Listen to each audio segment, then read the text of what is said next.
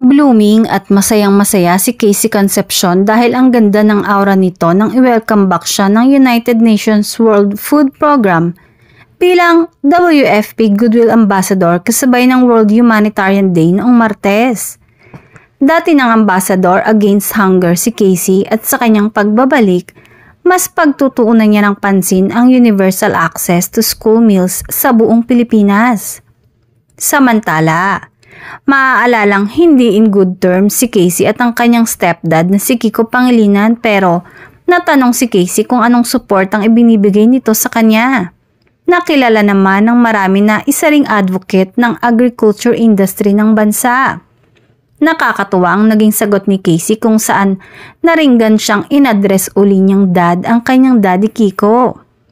Ipinaliwanag ni Casey kung paano siya na-encourage ni Kiko na maging ambassador. Dahil dito, umusbong na naman ang espekulasyon na baka bati na si Casey at si Kiko.